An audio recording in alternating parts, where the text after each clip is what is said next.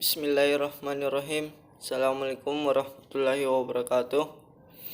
Perkenalkan, nama saya Muhammad Zubair, NIM 1931 04 1157 dari PJKRD 2019. Saya di sini akan mempresentasikan tentang materi tes standar dan tes buatan guru. Tes standar adalah tes yang telah dicobakan berkali-kali sehingga dapat dijamin kebaikannya. Tes yang baik adalah tes yang memiliki validitas, reliabilitas, objektivitas, praktikabilitas, dan ekonomis. Tes kemampuan dibedakan menjadi dua. Yang pertama, tes bakat. Yang kedua, tes prestasi. Tes prestasi standar. Standar untuk siswa dapat dimaksudkan sebagai suatu tingkat kemampuan yang harus dimiliki bagi suatu program tertentu. Prosedur yang digunakan untuk menyusun tes standar untuk tes prestasi melalui cara langsung yang tumbuh dari tes yang digunakan di kelas. Sedangkan spesifikasi yang digunakan untuk menentukan isi dalam tes bakat biasanya didasarkan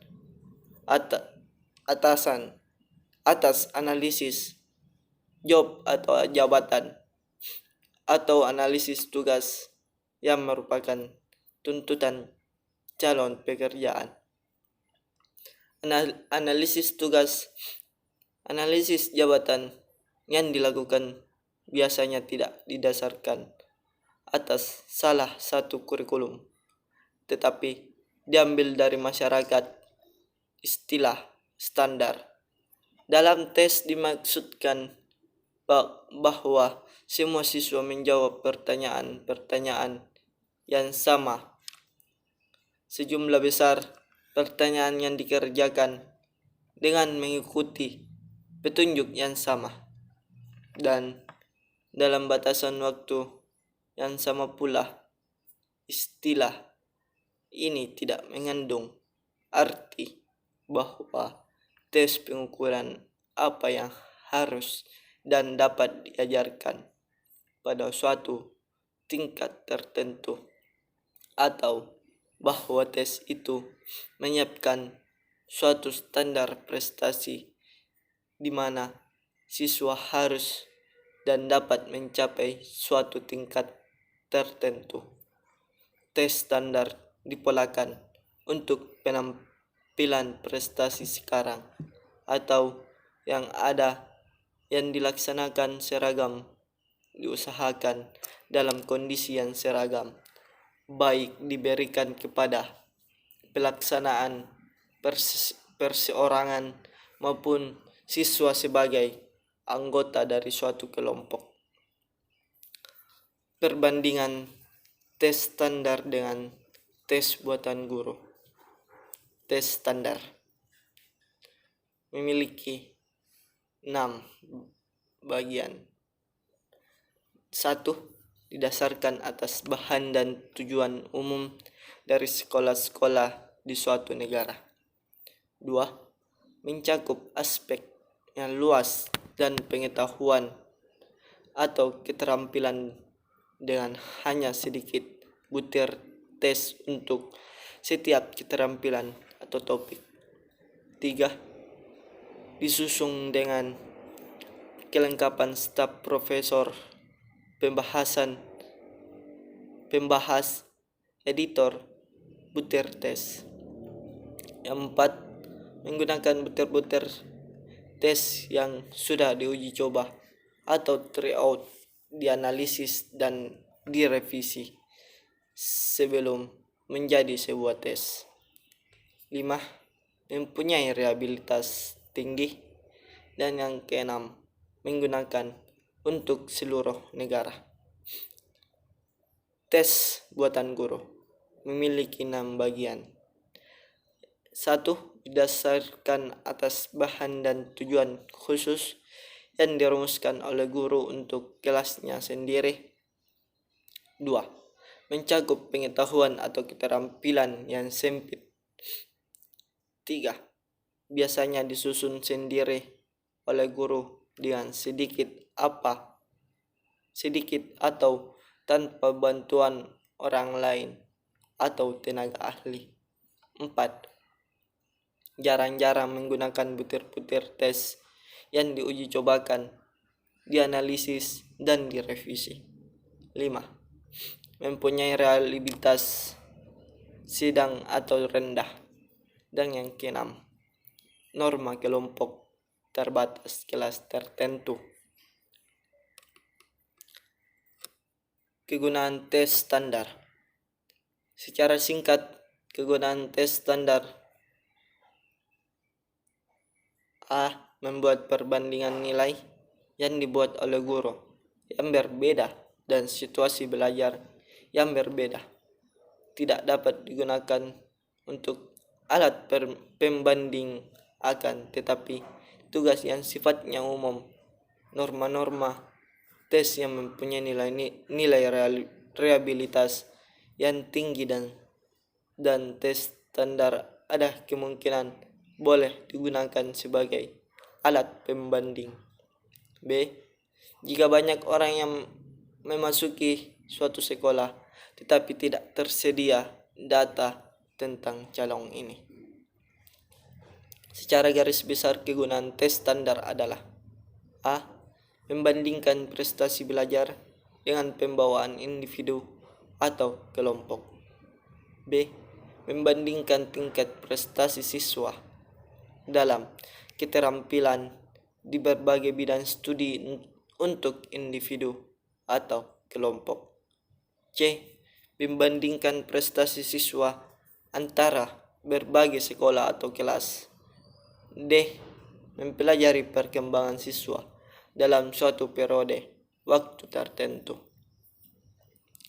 Kegunaan tes buatan guru. Secara singkat, dapat dikemukakan bahwa kegunaan tes buatan guru adalah: A. Untuk menentukan seberapa baik siswa telah menguasai bahan pelajaran yang diberikan dalam waktu tertentu. B. Untuk menentukan apakah sesuatu tujuan telah tercapai. C. Untuk memperoleh suatu nilai. Selanjutnya, baik tes standar dan tes buatan guru dianjurkan dipakai jika hasilnya akan digunakan untuk: A. Mengadakan diagnosis terhadap ketidakmampuan siswa. B. Menentukan tempat siswa dalam suatu kelas atau kelompok. C. Memberikan bimbingan kepada siswa dalam pendidikan dan pemilihan jurusan. D. Memilih siswa untuk program khusus. Hubungan kesadaran dan keterampilan. Atlet harus menampilkan keterampilannya dengan penuh kesadaran. Atlet harus mampu mengendalikan otot-ototnya, emosinya, dan pemikirannya yang terintegrasi dalam penampilannya. Ketika atlet sadar dan fokus terhadap tugas yang harus dilakukannya, atlet harus memiliki kendali untuk mengatasi berbagai situasi. Atlet harus segera mengetahui ketika keseimbangannya goyah, ketika ketegangan otot berlebihan pada sejumlah kelompok otot tertentu, atau pemikiran-pemikiran lain yang bisa mengganggu dirinya. Kelengkapan tes standar. Sebuah tes yang sudah standarisasikan dan sudah dapat disebut sebagai tes standar. Biasanya dilengkapi dengan sebuah manual. Manual ini memuat keterangan-keterangan atau petunjuk-petunjuk yang perlu, terutama yang menjelaskan tentang pelaksanaan men-skor dan mengadakan interpretasi. Secara garis besar, manual tes standar ini memuat ciri-ciri mengenai tes, misalnya menyebutkan tingkat validitas, tingkat reliabilitas, dan sebagainya. B. Tujuan serta keuntungan-keuntungan dari tes, misalnya yang disebutkan untuk siapa tes tersebut diberikan dengan tujuan apa. C. Proses standarisasi tes, misalnya mengenai hal-hal yang berhubungan dengan sampel, besarnya sampel, teknik sampling, kelompok mana yang diambil sebagai sampel, atau sifat sampel. Juga mengenai taraf kepercayaan yang diambil dan bagaimana kaitannya dengan hasil tes. Petunjuk-petunjuk tentang cara melaksanakan tes, misalnya dilaksanakan dengan lisan atau tertulis, waktu yang digunakan untuk mengerjakan setiap bagian, boleh tidaknya tercoba keluar jika sudah selesai mengerjakan soal itu, dan sebagainya. Petunjuk-petunjuk bagaimana cara men-skor, misalnya untuk beberapa skor tiap-tiap soal atau unit, menggunakan sistem hukuman atau tidak, bagaimana cara menghitung nilai akhir, dan sebagainya. Petunjuk-petunjuk untuk menginterpretasikan hasil, misalnya betul nomor sekian sampai sekian cocok untuk jabatan kepala seksi, betul nomor sekian saja cocok untuk jabatan guru, dan sebagainya. Sasaran lain, misalnya siapa harus menjadi pengawas, bagaimana seandainya tidak ada calon yang mencapai skor tertentu, dan sebagainya.